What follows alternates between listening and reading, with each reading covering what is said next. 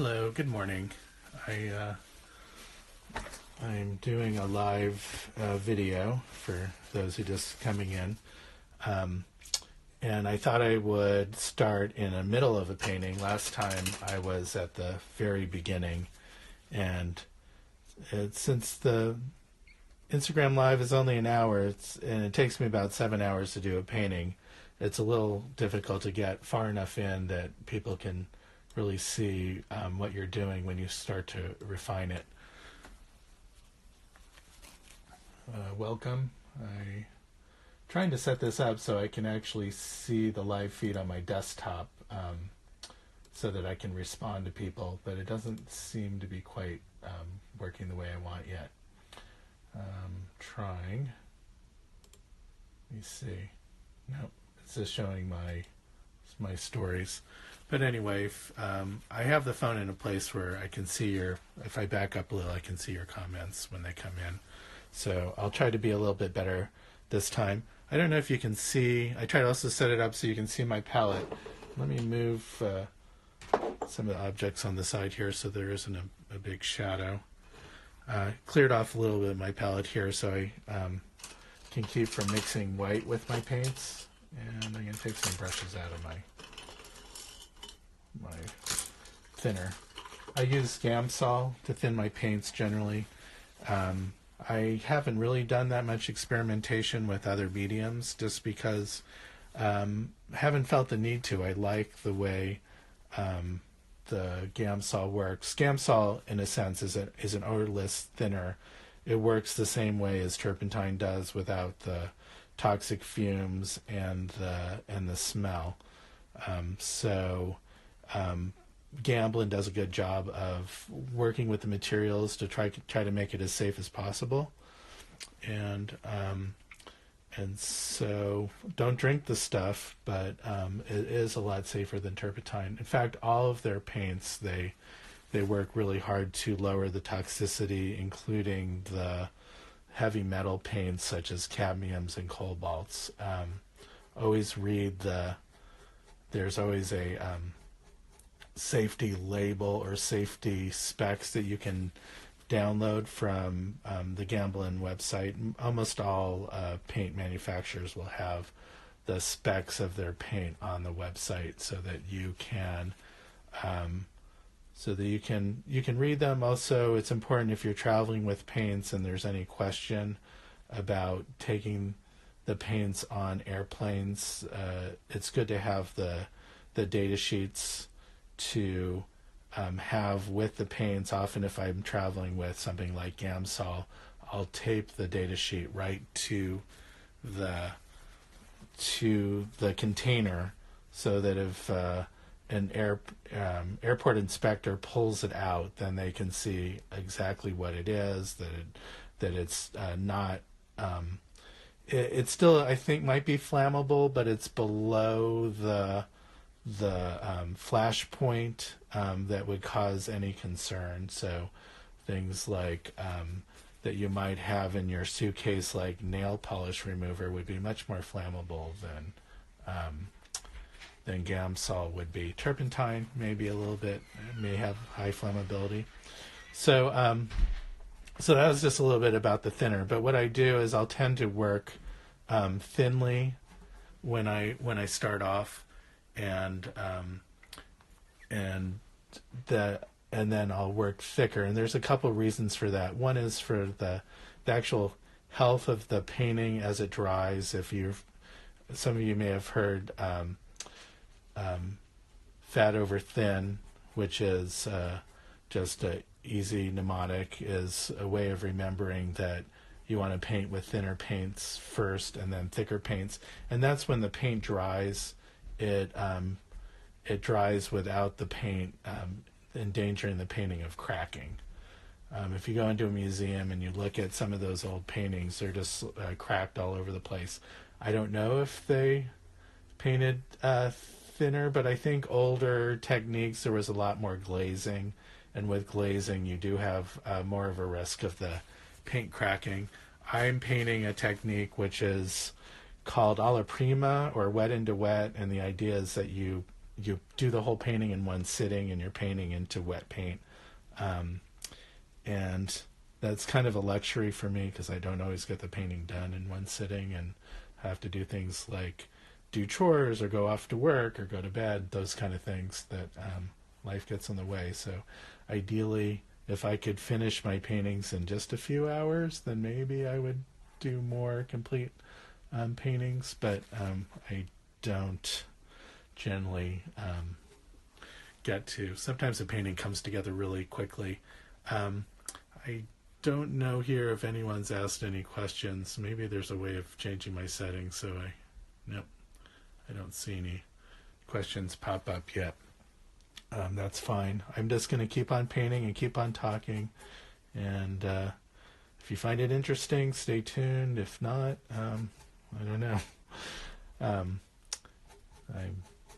just hanging out here painting, so the fact that you guys are watching me is just fine with me. Maybe I'll try to do it more often. So this is a photo that I got. I don't know if you can see. I'll turn a little bit so you can see the monitor.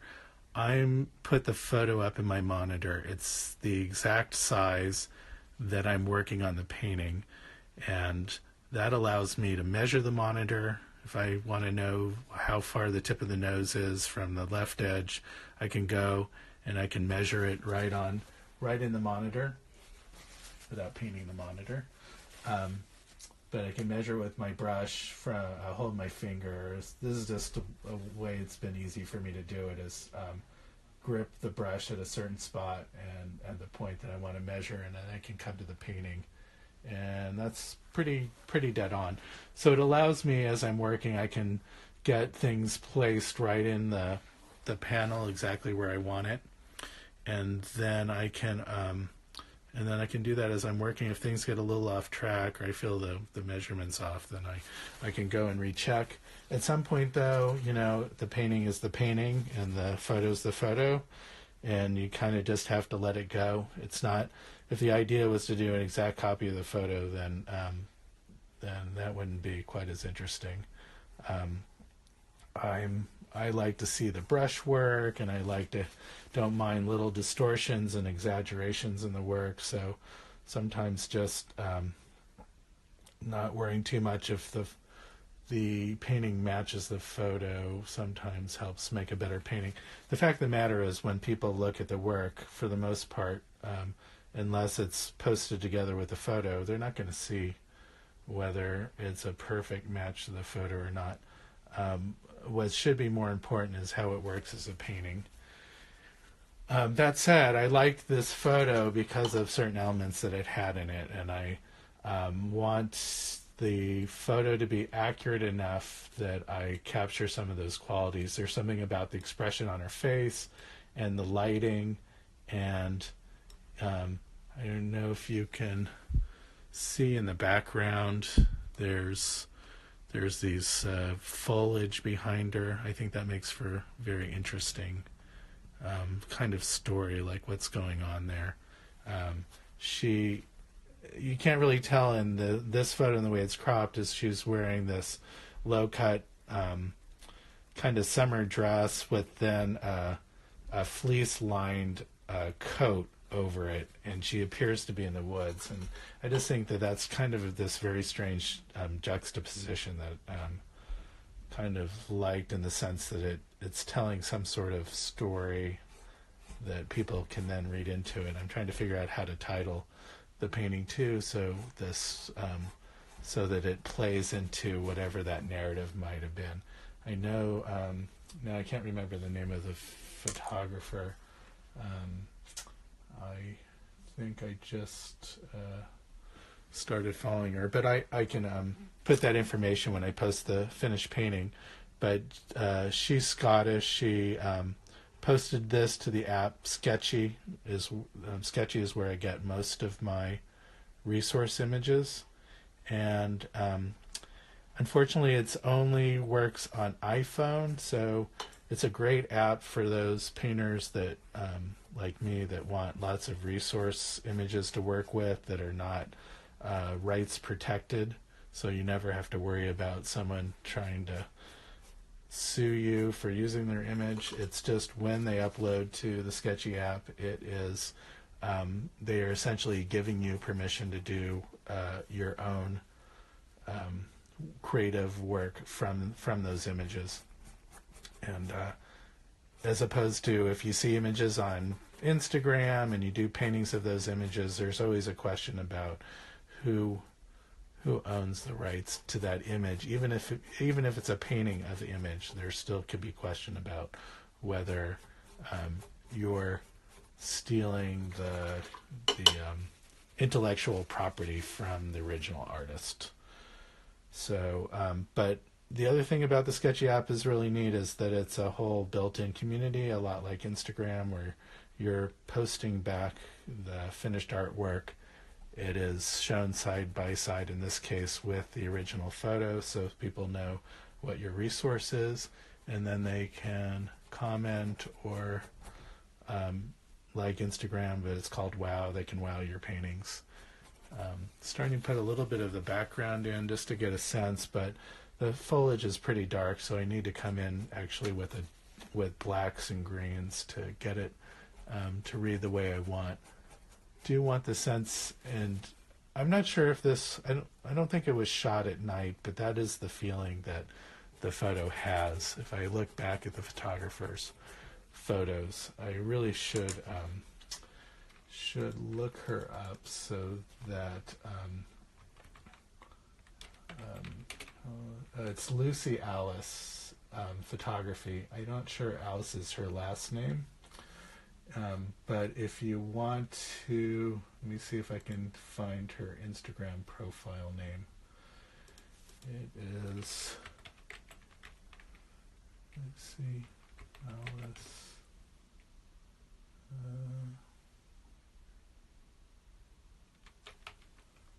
Sorry. Yeah, I think this is it. Yes. It's this landscapes. Wait, I'm almost there. I think it's Lucy Alice Photography as her handle, but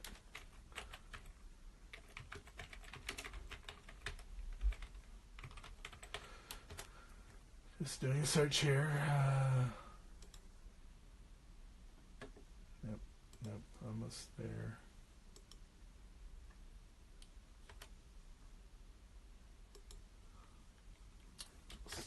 Sorry, I know this is live, so I'm trying to be quick about it.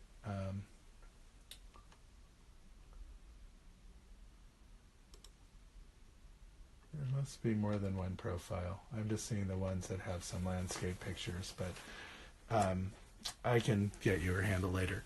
But the story is, from what I understood from this photo, is that she was photographing for a park that's, I guess, near Glasgow, and she found a young model and shot some pictures to submit to a contest for, I believe it's for, see how good my memory is, Sobel Waterfall or Water Park or Water Gardens, and there was a contest to be submitting photos for the face of the water gardens, and so she photographed this young, I think she was 16-year-old model to submit to that, and done maybe 5 or 6 years ago. So kind of feel like by doing this painting, I'm kind of bringing sort of interest in this photo again, because I just find it, just everything about it, very intriguing, alluring. Let me see if I have to go back, make sure you guys haven't been asking me questions. So I see a question, is that oil? Yes, I'm using Gamblin Artist Oils. They're the highest quality line of oils that Gamblin sells. There's also student grade or studio grade oils they sell, and then they also sell other oils that dry faster and do other things. They also, I think they also have a water permissible oils.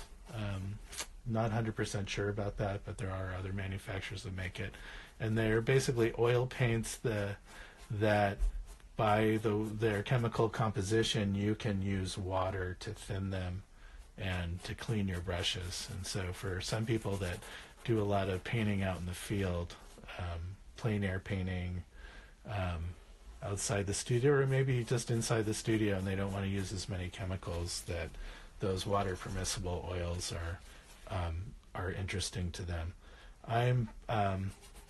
I have several greens that I am working with. I have a Sap Green, a Pthalo Emerald, and I have Permanent Green Light.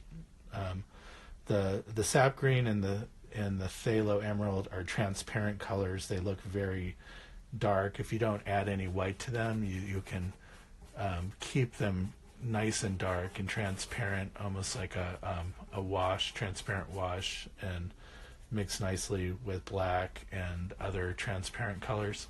If you want to bring out the colors and have them be more opaque, you can mix white into them. I use titanium white, which is an opaque white, and by mixing colors with the titanium white, you're essentially making them opaque. And I don't know if you can see I'm sort of mixing off the view. It's hard with the iPhone, and I'm trying to show the painting and the palette and be able to see who's joined in your comments. So it's kind of a compromise angle here, and also to have it so it's not in the way of me painting. So the part that most of you are probably interested in is the face, how to render a face, how to paint flesh tones. And so I'm going to go back and worry about the background later and talk about what I'm doing in the face.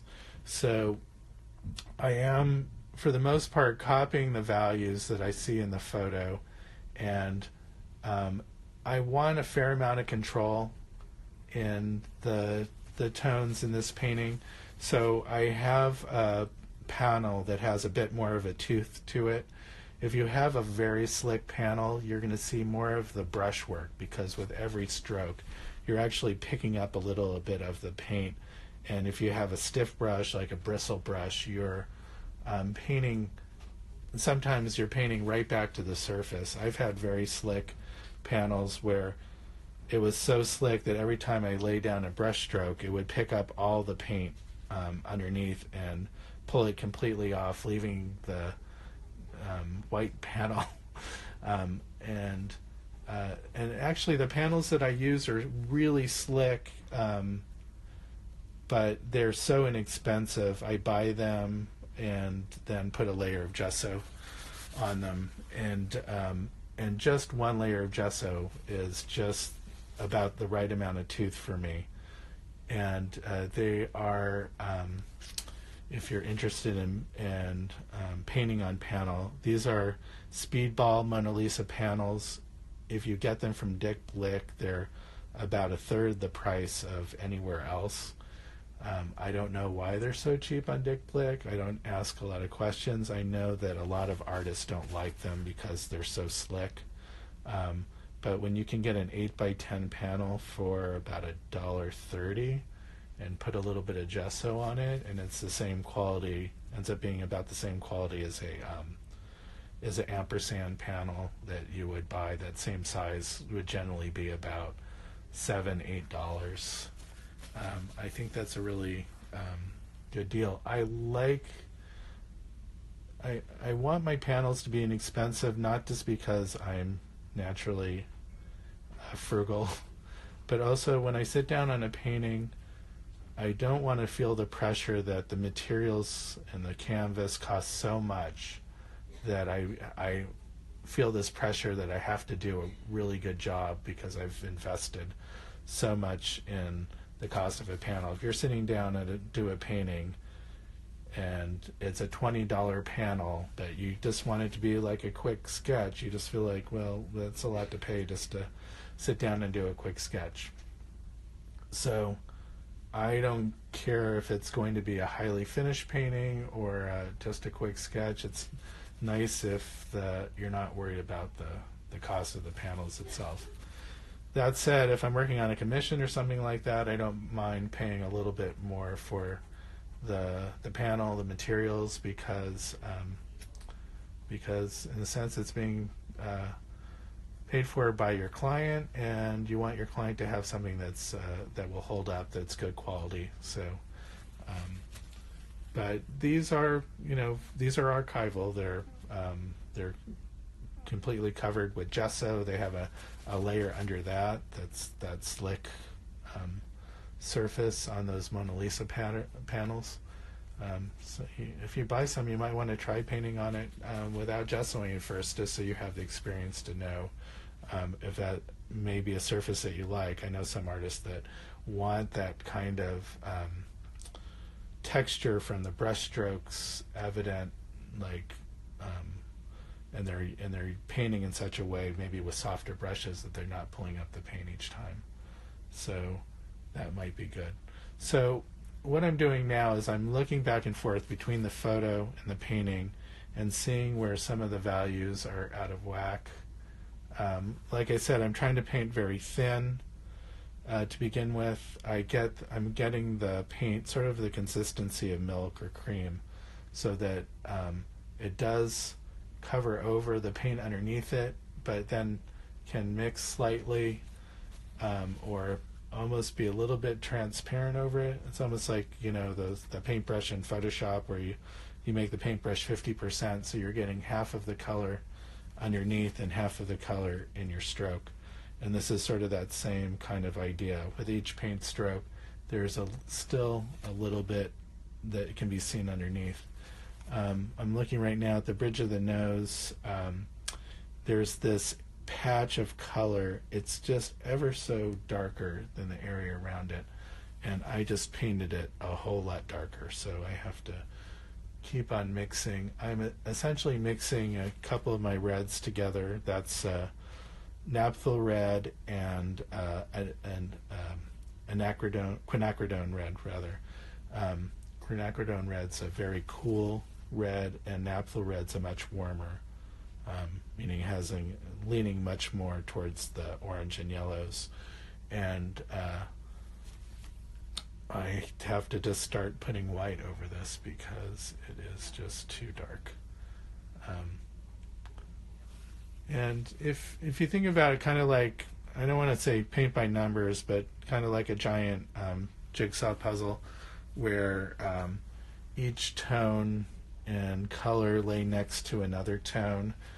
If they're in the right place and the right value and the right color, then and then something else is the transition or the edge between one color area and the other is right, then the form will tend to turn in space. That it will give you that illusion that I think most people are looking for, but don't always get successfully. And it really is lots of little subtle changes that tell your brain that the form is turning away from you or towards you. And sometimes it took me a long time to realize this. It wasn't the drastic changes all the time that would turn the form. Sometimes it would just be the subtlest little change from one area to another, and things would just start popping out. And it's just kind of hard. Sometimes it's hard to believe that such a little change from one area to another can force your brain to see something like radically so different.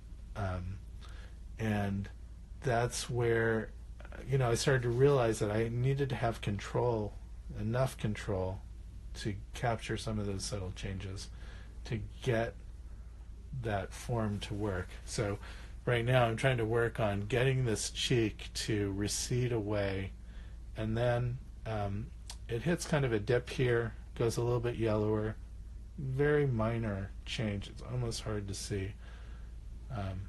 Have to go even lighter than that. And then where the nose starts to come up again, you're not even actually seeing much of a change, but you are seeing kind of this highlight that's coming through there. It's actually telling you that there's a crease in the folds of the skin.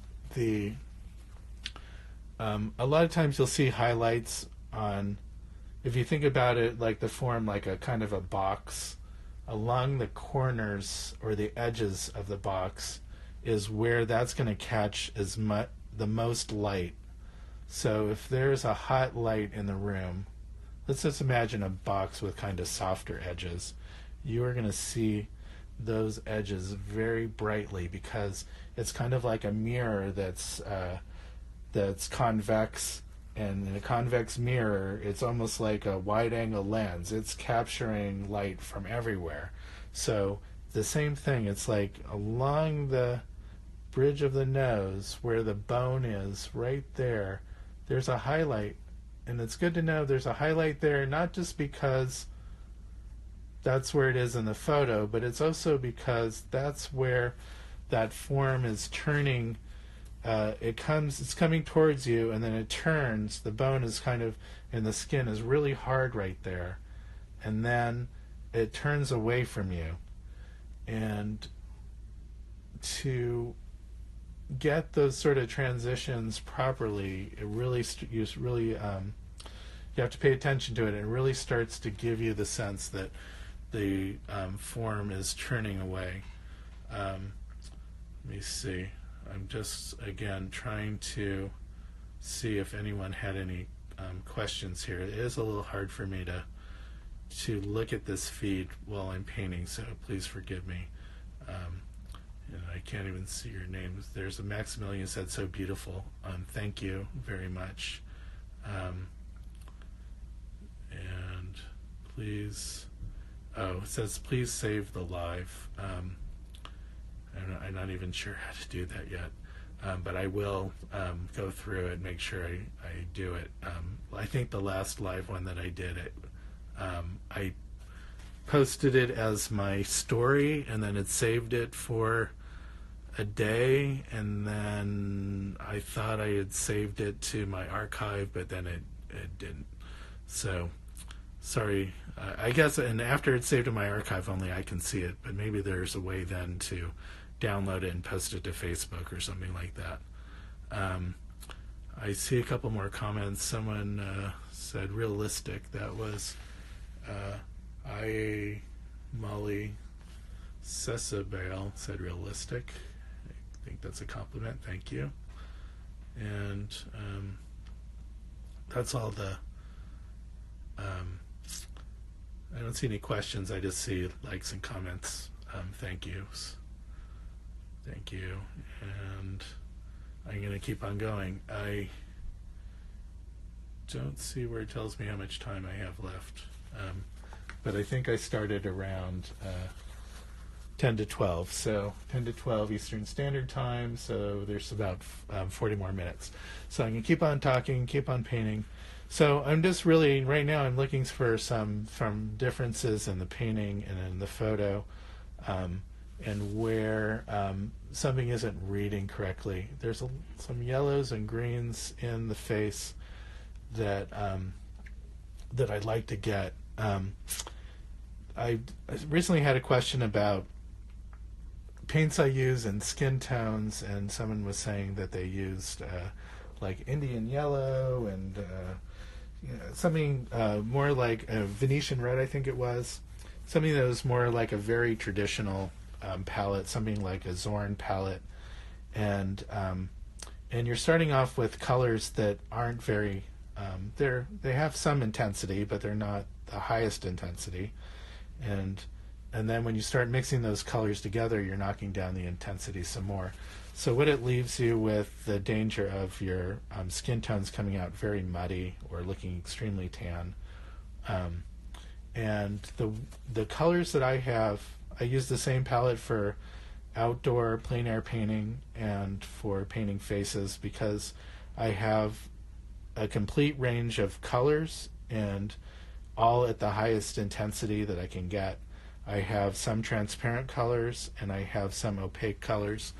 And the transparent colors are great for painting into shadows, but I also use them by adding white or yellow into them to get colors that I can use then in flesh tones or lighter areas in the painting.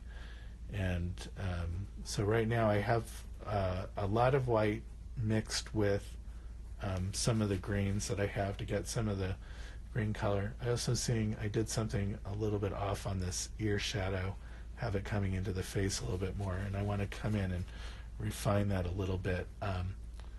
This is the sense of this photo is as if there's a flash that's just above the camera. You can see this hard shadow below the ear and below the chin, and that tells you that the light is right at the same angle, or just above in this case, of from the actual camera lens. And this kind of gives you a and I think it adds to the drama of this image, is it kind of gives you a kind of a deer in the headlight kind of look, that there's this strong light shining from close to your vantage point, and then there's something that's caught in that light. And this model, Katie, it feels like she's kind of caught in this light, in the dark, outdoors somewhere, with this kind of juxtaposition of bare flesh and heavy coat, and so it does have this intriguing narrative. But to catch that, I have to pay attention to what the light is doing and what the shadows are doing. And for the most part, copying this photo, I have to say it's a great photo where I don't have to really invent that much. I do want it to look like a painting, so I want the brushwork to be somewhat evident, and I'll also at some point post some close-ups of the painting so you can see that also. Oh, and I said I was going to paint into the face, so I'm going to try to focus a little bit around her eyes, and I could see in the photo it's almost like has a little bit of a smile. It's very subtle. I don't think I'm getting it yet because I think that I have the corner of her mouth just a little bit too low. It's part of my skewing problem. I naturally put the right side a little bit lower in my painting than what they are in the photo, so then I have to go back and correct for those things. But it's such a subtle thing here that her upper lip just goes up a little bit higher, and that changes the expression. It really does pay off to pay attention to some of those subtleties, because as I say, our brain is wired to notice the slightest differences in expression. It's how we use these all the time to read people, to understand what people are saying when they're talking, and their expression says something that complements what they're saying or is the opposite of what they're saying. Our brain picks it up. And so it's the same when you're doing portrait or facial studies, gestural head paintings. Those slight little differences, changes, and the placement of things really changes the feeling of it, because our brain, it's our damn brains. They make it hard for us as artists, because we have to be kind of exact if we want certain things to read the way we want them to read.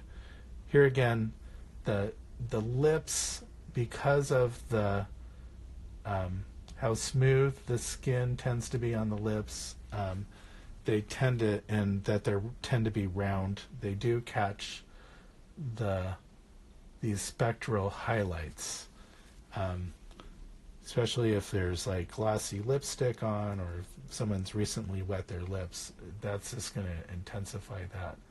And also, if I take my strokes and I move them in the direction of the creases of the lips, I can get that to read a little bit too. There's also some highlights that go back not copying the photo exactly. I just want kind of that feeling. Some lips I'll just do with like just 2 or 3 dashes of color along the length of the lips, and that gets it to read well enough. Also in the photo there's just a little bit of blue coming in, highlight below the lip and on the lip itself, green or blue, and I'm trying to get that just so that there's that sense of reflected light. To have reflected light, you need to have something called a core shadow, which is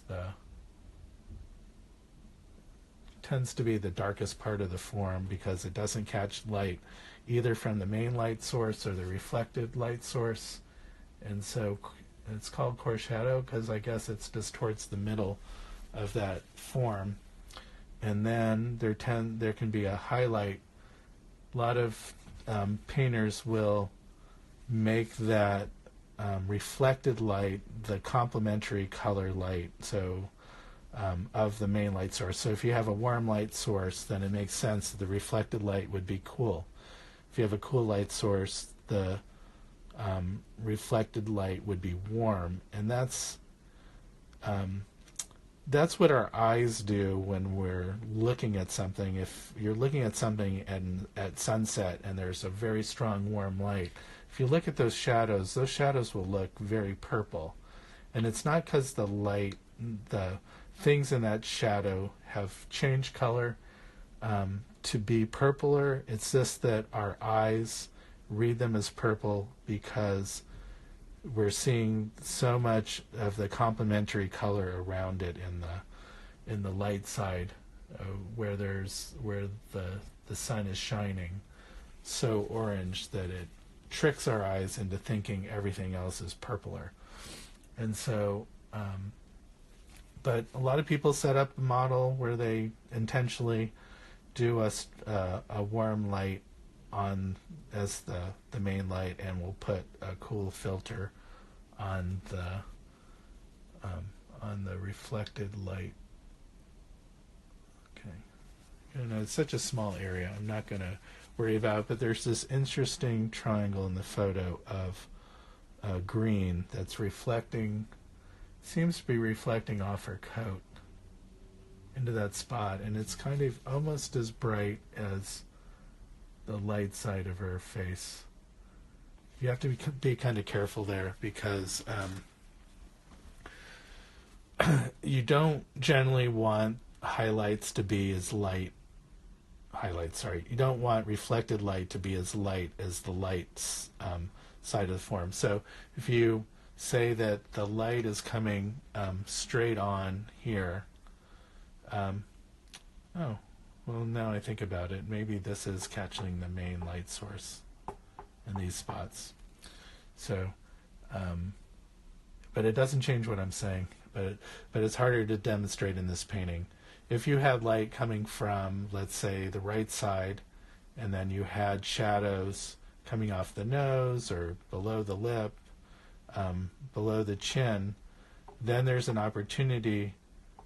Let's just say this side of the chin is darker. There's opportunity for light to be reflected back in this side. But what you don't want is this reflected light, as strong a color as it may be, or as light as it may seem. You don't want it to be lighter than the darkest part of the area of the form that's in light, because your brain then will stop reading it as if it's a shadow and will break apart the illusion that it's a form in space, because then it will start to look like just blotches of light and dark. It's the systematic change in value from light to dark and a little bit of reflected light in that dark that really tells the brain, oh, this is an object in space with some light reflecting in it. If you think about like pictures that you've seen of either the moon or planets in space that are lit by the sun on one side, the dark side of that object will look black. And the reason why is there's nothing to reflect light into the shadow.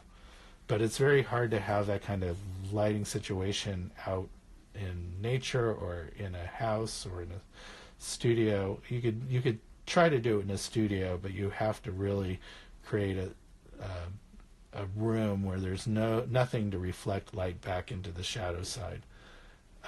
In the rest of lighting situations, there's almost always something that reflects light into the dark side of the moon, dark side of the object.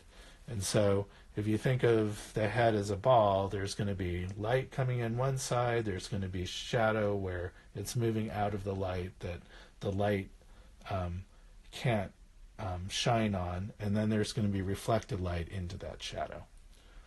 Okay, I've talked about enough about that one, probably. So now I'm just like looking at subtleties. I am trying to, I think I need to scrape my palette back a little bit, because some of these lights are so light, the only way that I can maintain the color is by making sure that my mixtures are pretty pure.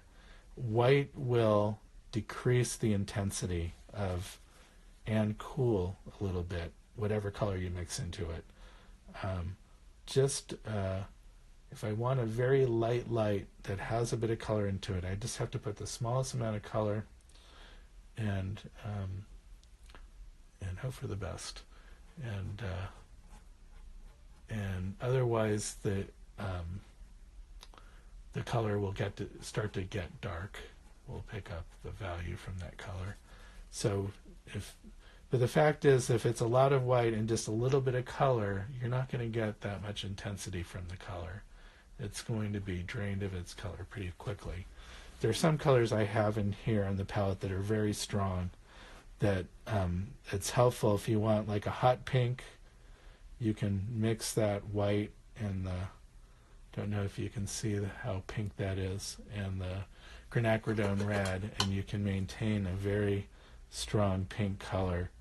I started using this about a year ago. The other red that I had, the Napthol Red, when I started to mix white into it, it would get dull pretty quickly. Actually, right here, it's not doing too badly if I mix a little more white in. And the other one is I had Alizarin Permanent, and that just got very starts to go a little bit purple there when I add white to it, but it doesn't hold the intensity of color very well. I remember I was painting a girl that had this bright pink dress, and the only way that I could maintain that pink color is by using Quinacridone Red to get it. So that's what I'm sort of saying about my palette, is that I know that I want to have color in very light areas of the flesh tone. I want to maintain some of those pinks and some of those greens, and the way to do that is you have to start off with very intense colors, so that by the time that you're knocking it down with so much white, there's still the strength of the color evident to get that color. That said, for those who don't have a lot of experience, having such strong colors on your palette can be a double-edged sword, because it's hard to control those colors. If you're using a more muted palette, it's easy not to have colors that fight each other so much. But which is hard is it's hard to keep the flesh tones looking alive. And what makes them look alive a lot of times is having some greens, strong greens and blues in those flesh tones, even though you don't think of someone's flesh as being particularly green or particularly blue. But look at when you have someone lit in a workshop, you can start to, if you look very hard for some of those color transitions, you can see that there's blues, greens, yellows, and you can start to look for patterns that you see in one model after another, or one photo after another. One thing that's very typical, and I've heard someone call it Neapolitan coloring, like Neapolitan ice cream, is because the forehead tends to be more orange. Across the cheeks, the center part of the face, the tip of the nose and the cheeks will have kind of a red band, both where the sun tends to hit it and people get a little more tan, and that also there tends to be a little more blood flow in the cheeks. If you notice when someone's cold, they tend to have more red in their cheeks and on their nose, and it's just the body trying to keep warm by pumping more blood to those parts of your face. But so anyway, so they'll tend to be orange in the forehead, red across the cheeks, and then there'll be a lot of greens and yellows around the muzzle of the mouth and the jaw. And those are all very subtle, and you may not notice it when you're painting, but if you think to look for it, then you see it. And I kind of feel like part of being an artist and part of learning how to paint realistically or naturally is learning the anatomy, learning how to create the sense of form, learning for the types of details that tend to bring out a likeness. The more that you know to look for those things, the easier it is to paint. If all you're doing is like copying a photo and you're just painting from color shape to color shape, you might miss some of those subtle things like the greener, redder, more orange. And here in their photos actually stays pretty red, and then it goes to green as the form starts to turn away. But I need to look to see, well, is that turning more orange? And then maybe there's just a little bit more yellow or orange right along the top of the brow. Sorry, I got something in my throat.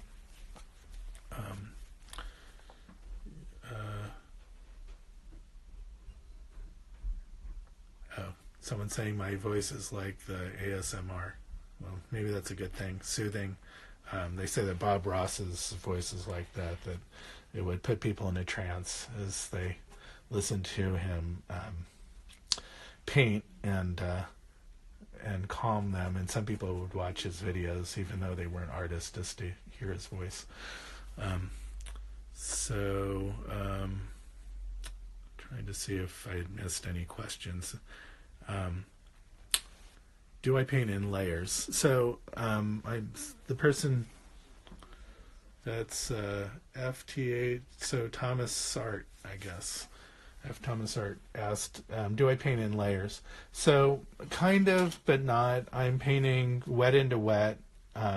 Sometimes I'll get to a point in painting where it's all just unthinned paint. It's like painting with butter, and each brushstroke you put down is mixing with the color below it, but the thicker you paint, really, the more you're just getting of the last brushstroke. Right now I'm painting with thinner paints, and it gives me a lot more control because I'm essentially just in a way altering the color underneath by letting the paint mix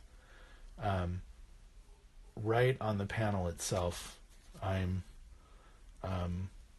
approximating where I want the color to go by, like, if I want something lighter, sometimes I can paint white right into the color that's right on the panel, and that will mix, and that will give some very soft transitions. It will allow me to get some something that's actually very close to the tones, the values, the colors that are in the photograph. If I start to paint a little bit thicker, then you start to see the brush work a little bit more and have a little bit less control over some of those values. But it may make for a more interesting painting. Also trying to see where alignments are happening, where there's kind of movements in the form. I'm looking at the chin here. There's a sort of a round shape here in the chin, but then that's that ball of the chin there, but then it sort of recedes into another form, which is more like this triangle coming out from both sides.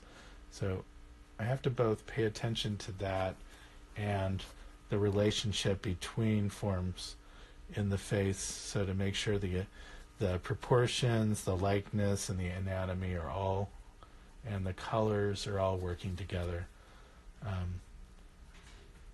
Want some of the similar subtleties. And now I'm looking like I have this chin, not the chin, the lip, coming a little bit lower than it actually is in the photo. So if I want that to stay where it is, or to, sorry, got distracted because my son pranced in, he has to get off to tennis. If I want to keep that likeness close, then I have to pay attention to where some of those forms are, and just make some of those subtle adjustments.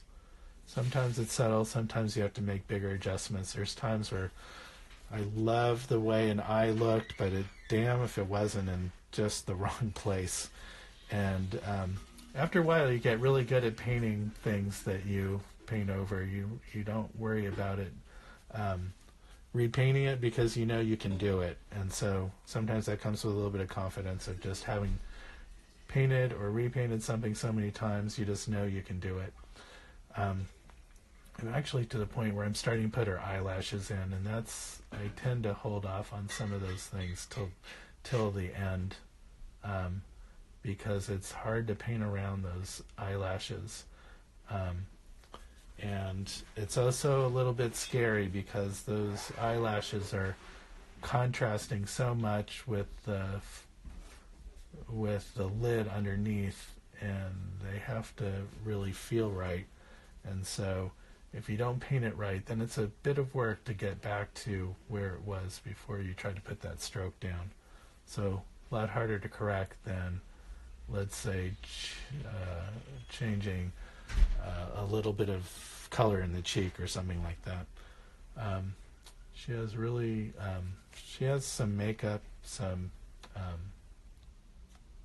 mascara. What is it called? Eyeliner. No, not eyeliner. Eyeshadow. There I am. Finally got there. She has some eyeshadow on her eyelashes, but there's a little bit of radiance in there and the way it catches the light. So I want to get that. I want to get that feeling of sort of that smokiness that she has on the edges, and then that little bit of, it's almost like a pink highlight. So again, I can pull out my Quinacridone Red and get a little bit of pink down underneath, and then put a highlight right on top of it, and really get that kind of iridescent quality. That's way too strong, but I'm going to knock it back a little. And then on the outside of her eyelid, there's a reflected light there, and that's giving some interest, especially with then the lashes going over it. So it's all a matter of layers here. Don't want to copy the photo lash per lash. Not really the idea, especially if you want your painting to feel fresh. You want it to just feel like a casual, you just came by and casually put the stroke down and it magically did exactly what you wanted to do, like a John Singer Sargent painting. But the truth of the matter is you kind of have to do it 1,000 times before it feels like you just did it for the first time. But it helps if you just are a little bit freer with the brush, and not not using tiny little brushes to paint a larger form, but I would say if you use the largest brush that you can. That's a rule that I'm breaking a little bit today, because I'm using a little bit of a smaller brush, but that's okay. It's doing what I need, and that face is starting to take shape. I think I'm almost done with the face. at some point you get to this point where you just think, well, if I paint any more on this thing, it's just going to die. It's just going to look overworked, and I'm really not going to make it improve it that much. And that's where you kind of have to decide, okay, I'm going to stop. But no one ever really stops there, but they have to tell themselves to stop before they can. It's kind of like putting on the brakes when your car's going really fast. You start to stop, but then you still see little things, and then you photograph it to post it. And then in the photograph you start to see things, and then you go back and retouch that, and then you put it side by side in your camera with the original photo, and you see how off the drawing is. So then you go back again and you make that one eye 1/8 of an inch higher than it was, and then you think, oh, well, don't be ridiculous, no one's going to realize that that's the way it looks. And then you look at that painting on your phone in a mirror, and then you're just aghast about how far off the drawing is altogether, because you can then see, if you skew like I do, you really see it when you hold it up to a mirror. I actually have a mirror laying around here somewhere that I use. Have a mirror, and what you do is you hold it up right to your eye, and then you look at the painting with it, and then so you can see from right where you're sitting, you can see the reverse of the painting, and then you can make adjustments from there, because when you see the reverse, especially if you're doing something like a tabletop that's round, that you're having to paint an oval shape, an ellipse shape, and then you look at it with the mirror, you can see, oh, well, look, if you poured water on that table, it would just pour off that one side or the other. It's nowhere near looking level in space, and then you have to go and adjust it. I haven't been using the mirror as much as I should. It's just maybe a lack of discipline a little bit, or just I just want to learn to skew less without using the mirror, just naturally adjust for it, compensate for it, but I'm not sure how well I'm actually doing that.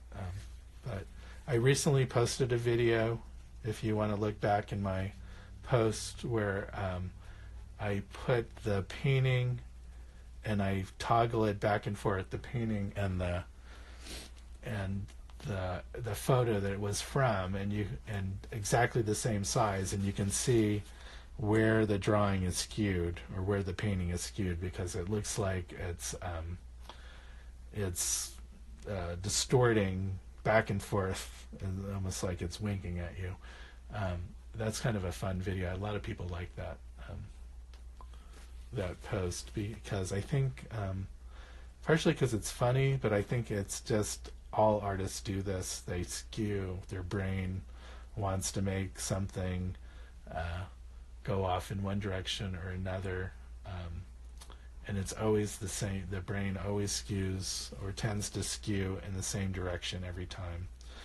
And that's my brain wants to make the right hand lower, and the verticals on the bottom more to the right. And so I almost have to picture in my mind a diamond, where the point, the lower left point and the upper right point are actually more acute, and as opposed to being a perfect square, so that it forces me to think of it sort of correct for that skewing, because my paintings tend to do just the opposite. If you have no idea what I'm talking about, go look at some of your work in the mirror, and you'll know immediately what I'm saying. It's like, it'll be a big shock. So